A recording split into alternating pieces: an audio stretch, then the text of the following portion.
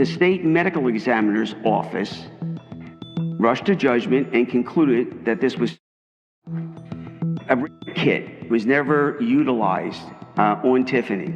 But most importantly, a psychiatric or psychological autopsy wasn't done, where you interview the family, the teachers, the friends. Every town has a side they don't like talking about. In Mays Landing, New Jersey, a quiet summer night turned sideways fast. A family was packed into the backyard, music playing, food on the grill, celebrating a high school graduation like nothing in the world could go wrong. Then an 18-year-old girl stepped away from the party, and she never came back. Hours later, she was found miles from home, and nothing about the scene lined up with who she was, how she lived, or why she should have been there at all. The so-called explanations only made things messier, stranger, and way harder to believe. Hey, it's Andrew, and welcome back to Every Town. Thanks for riding with me today, because this case refuses to sit still. No matter which angle you look at it from, the story just doesn't lock into place. It's heartbreaking, it's confusing, and for years, the family has been pushing for real answers instead of rushed conclusions. So let's dig in together. We're heading to New Jersey to break down what happened the night Tiffany Valiente disappeared and why so many people still say the ruling doesn't add up. Tiffany was born in 1997, the youngest of three sisters, raised in Mays Landing, a small South Jersey town tucked inland from Atlantic City. It's the kind of place most folks would call calm, safe, and family-friendly. By the time Tiffany hit her teen years, her older sisters, Jessie and Crystal, were already out living grown-up lives. That left the house on Tilton Road quieter, with Tiffany naturally becoming the center of everything. She was the one still grabbing snacks after school, the one her mom, Diane, watched out for without even thinking about it. Her dad, Stephen, still cracked jokes after long shifts, keeping the mood light. The family stayed close, especially since Stephen's brother Michael lived right across the street. You could stand by the Valiente mailbox and talk to him without raising your voice. Birthdays, cookouts, random weeknight dinners, it all blended into one tight-knit routine that felt safe and familiar. And Tiffany, she stood out early. She shot up fast, towering over classmates by middle school, and never slowed down. By her freshman year at Oakcrest High, she was already 6 feet 2 inches. The moment she stepped onto the volleyball court, something clicked, and everyone could see it. It wasn't just that she was talented. Tiffany worked for it, and she loved every minute of it. Practice after practice, she kept pushing herself harder, leveling up year after year. By senior year, that grind paid off with a volleyball scholarship offer from Mercy College in New York. But off the court, people saw something just as powerful. She wasn't just an athlete. She was the friend everyone leaned on. She had a way of noticing when someone was hurting, really listening, making people feel seen and heard like their problems actually mattered. When she talked about the future, she dreamed big. Sometimes she said she wanted to study criminal justice, maybe even become a detective one day. Other times, she floated the idea of joining the military. No matter which path she talked about, one thing stayed the same. She saw her future as bigger than Mays Landing, bigger than anything she'd done so far. She had momentum, confidence, and real plans. Life wasn't something she feared, it was something she chased. People close to her said she loved life and grabbed onto every opportunity she could. She wasn't standing still, she was moving forward fast. But like most families, the Valientes weren't perfect. As Tiffany got older, tension started creeping in between her and her mom, Diane. It wasn't constant chaos or explosive fights, just sharp back-and-forth moments that can pop up when a strong-minded teenager starts carving out her own identity. One argument, though, crossed a serious line. When Tiffany was 17, a teacher noticed bruises on her arm, and Child Protective Services stepped in. Diane later admitted that during a heated argument, she had struck Tiffany. The situation was addressed, and the family was advised to try counseling. They attended one session in late 2014 and followed the guidance given at the time. Diane later pointed to emotional stress during that period, and the counselor noted that while mother and daughter sometimes talked past each other, the bond itself didn't appear broken. After that session, they didn't return to counseling, and life moved forward, at least on the surface, with Tiffany Valiente still focused on the future ahead of her. Not long after all of that, Tiffany came out to her family as gay, and to their credit, both Diane and Stephen supported her. At home, she felt accepted, and that mattered. Around that time, Tiffany started dating a girl from Philadelphia, and friends said it looked like a healthy situation. It was steady, low drama, and seemed to bring her some peace. The relationship ended about a week before her death, but everyone close to them described it as mutual, calm, and without any lingering issues. Still, some classmates later told investigators that coming out at school wasn't as smooth as Tiffany made it sound at home. Mays Landing wasn't openly hostile, but it wasn't exactly welcoming either. Some students were supportive, others kept their distance, and some just didn't know how to act. No one could say for sure how much that environment weighed on her, but it was there in the background, quietly adding pressure. Around that same time, another issue surfaced: money. Tiffany had taken funds from her parents' account without permission. It wasn't the first time, and that's what hurt the most. Stephen and Diane had trusted her with access before, believing she understood the responsibility. They sat her down, talked it through, and tried to move past it as a family. At least, they hoped they had. With all that context in place, the timeline jumps to July 12th, 2015. It started as a happy day in South Jersey. The Valiente family was celebrating Tiffany's high school graduation, gathering across the street at her uncle's house. There was food, laughter, and that sense of relief that comes after years of hard work. But as the sun dipped behind the trees, the mood shifted fast. Around 9 that night, one of Tiffany's friends arrived with her mother and asked to speak privately with Diane and Stephen, the kind of request that makes your stomach drop instantly. The friend was already in tears. Her debit card was missing, and charges for clothes and food had started showing up. She believed Tiffany was responsible. When Tiffany was confronted, she denied it completely. She said she didn't take the card, didn't make the charges, none of it. The room went stiff.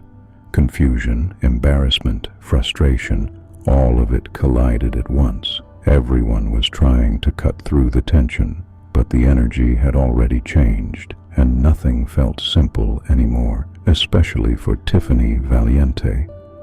Diane suggested keeping it simple.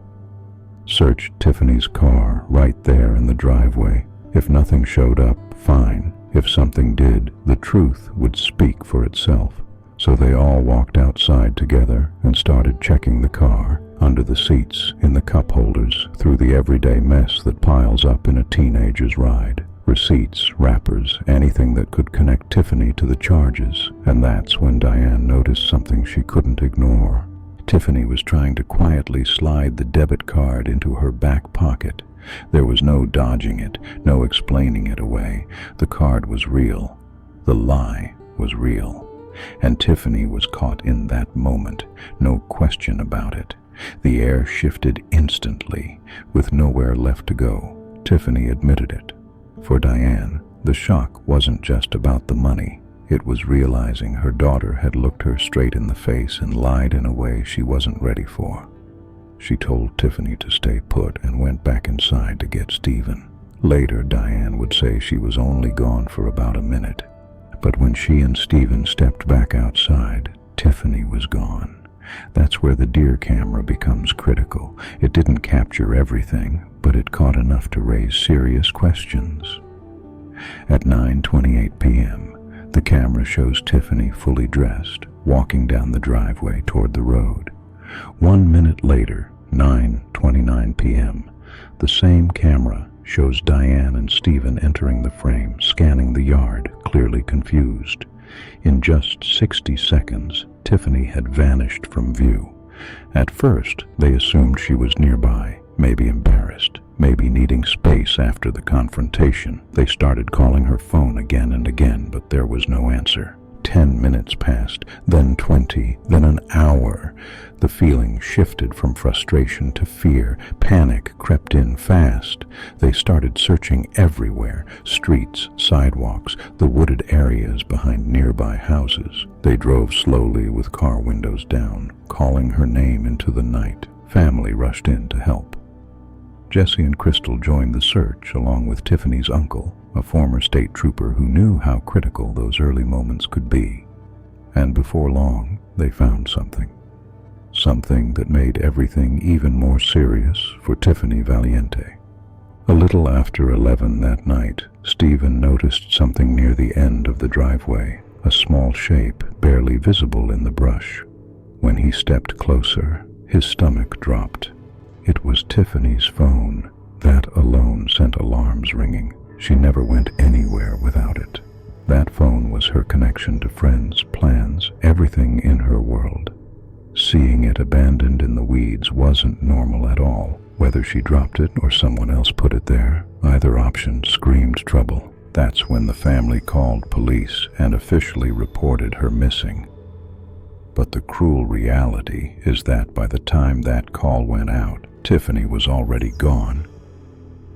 4 miles away, along the New Jersey Transit rail line near mile marker 45, a train heading toward Atlantic City was moving through the night at around 11:12 p.m. I'm mad at justice. The only way is to bring her back, but we know that's not going to happen.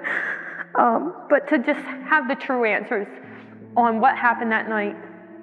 Her spirit's here. It's still here until she rests in peace and somebody finds out what happened to her. She can't rest. 2 engineers on board felt and heard a sudden impact at the front of the locomotive. At first, they couldn't tell what had happened, only that something was terribly wrong. Tragically, it was Tiffany. While her family was still searching roads and woods, holding on to hope that she might walk back up the driveway safe and sound, first responders were already being dispatched to a scene that no one ever expects. The impact had been devastating, and the damage made immediate identification impossible.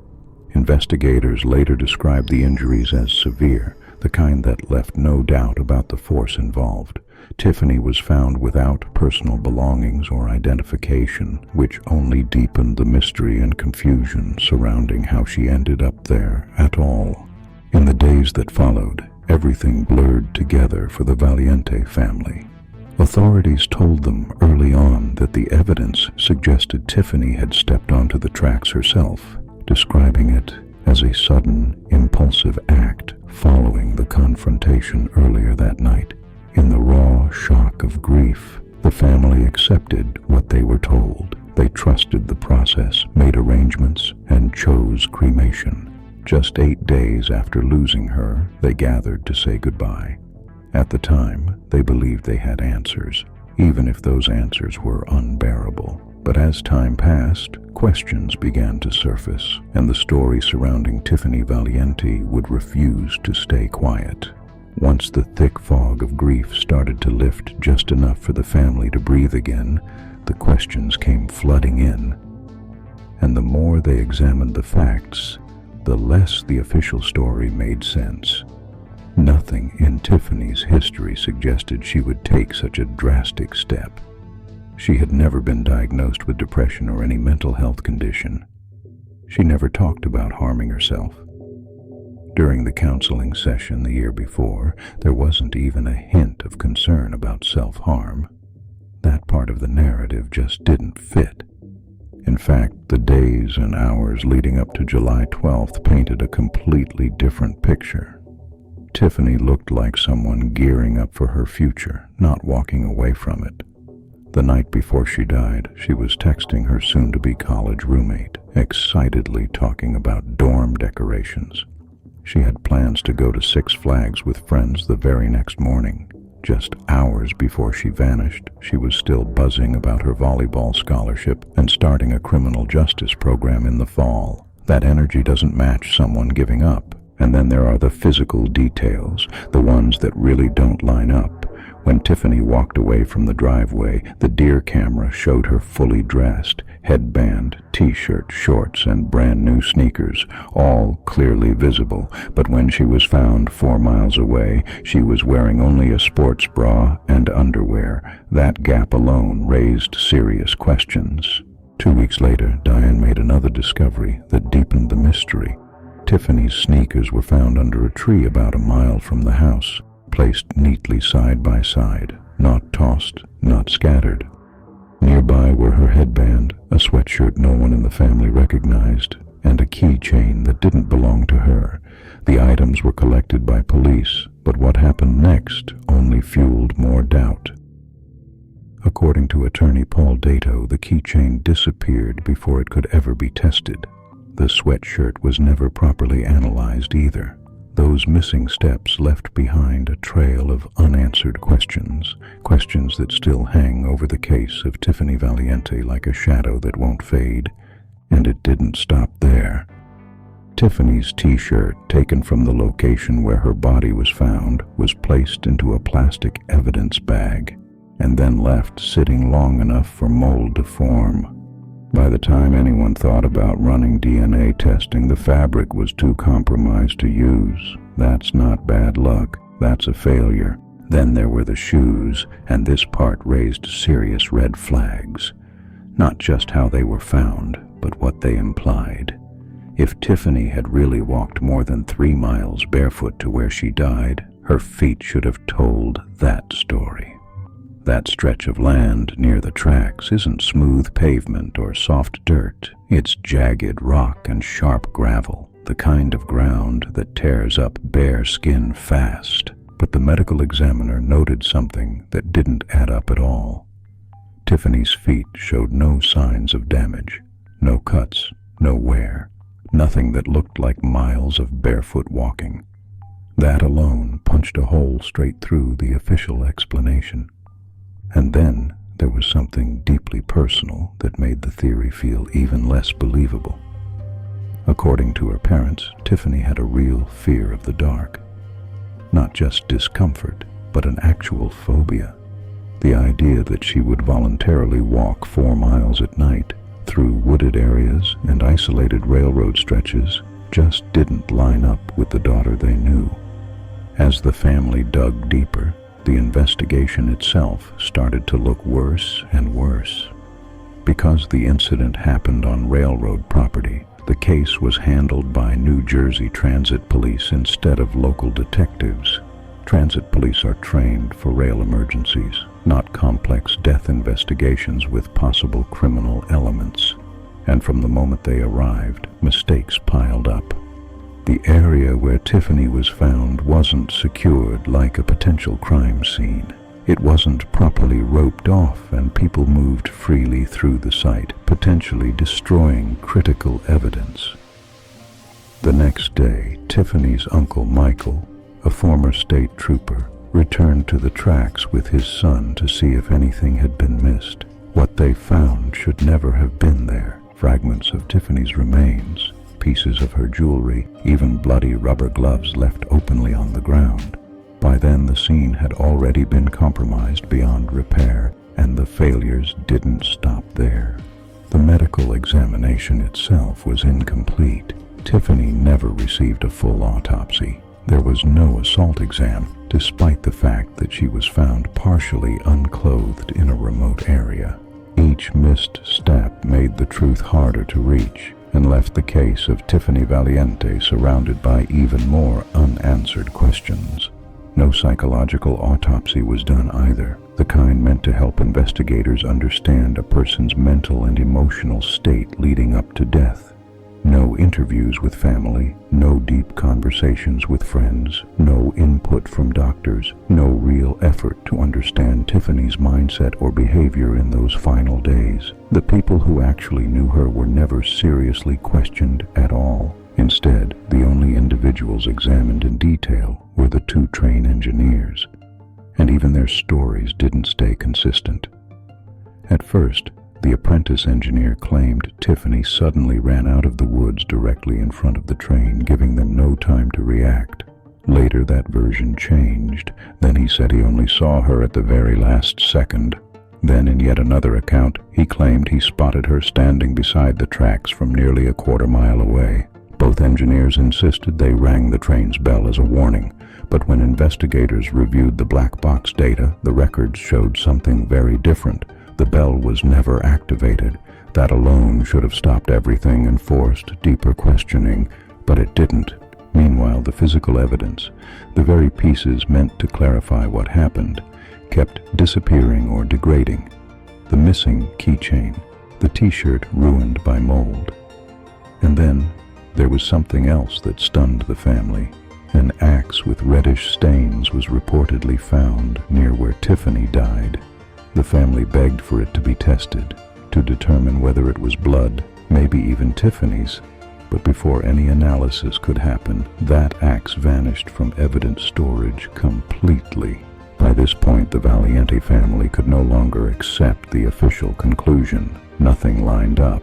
Not the evidence, not Tiffany's behavior, not the timeline, and definitely not the investigative process that followed. Every answer raised two more questions. In 2017, the family finally pushed authorities to take another look at the case. They presented new material, including a detailed 20-page analysis from Louise Hausman, a retired Atlantic County medical investigator. Her report didn't dance around the issue. Death by train is extremely rare, especially for a teenage girl with no documented history of emotional instability. Based on the evidence gaps and unresolved contradictions, she urged the state to officially change the cause of death to undetermined.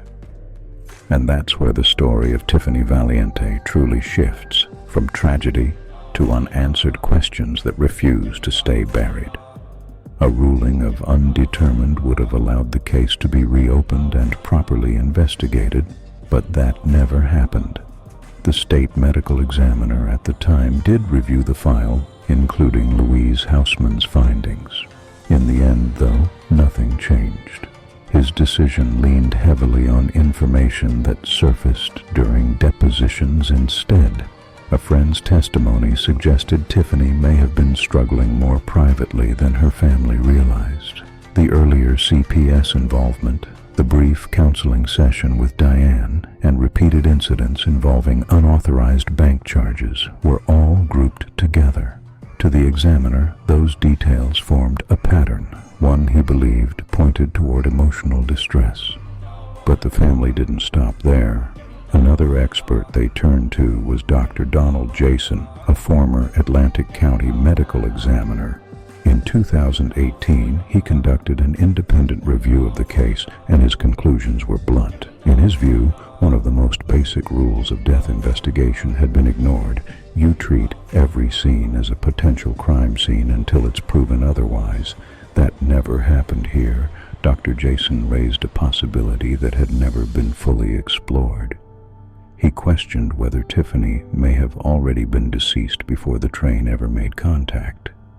He referenced cases he personally worked, including one where a victim was killed elsewhere and later placed on railroad tracks to make the death appear accidental. He was clear. He wasn't claiming Tiffany's case followed that exact pattern, only that it was a known tactic and one serious enough to demand deeper investigation. Years passed.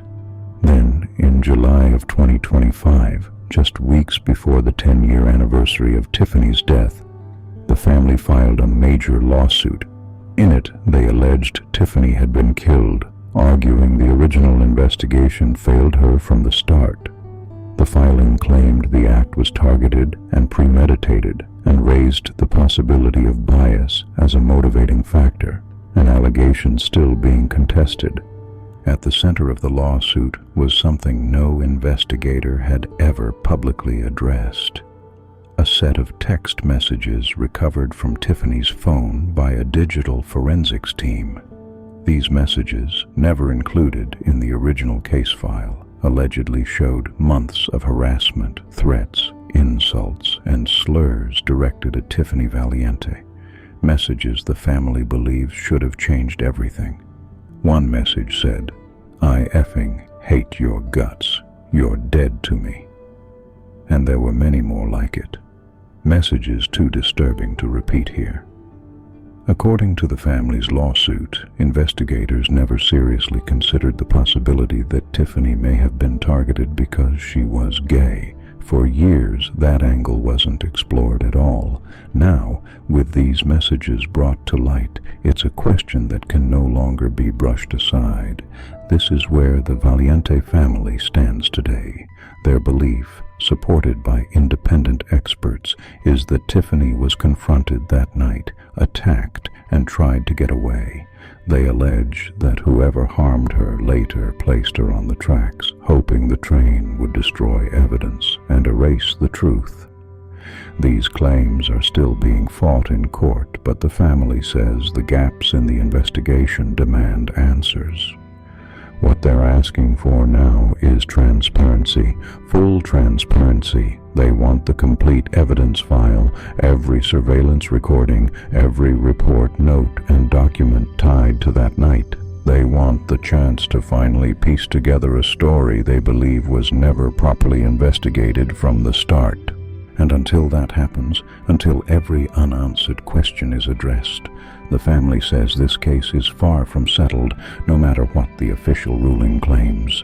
The death of Tiffany Valiente remains a mystery that refuses to stay quiet. And that's going to do it for this episode of Every Town. If you found this story powerful or eye-opening, make sure to like, subscribe, and share. It really helps more than you know. Drop your thoughts in the comments and let me know what you think about this case. Thanks for watching, and I'll see you on the next one, because the most unsettling stories are often closer to home than we realize.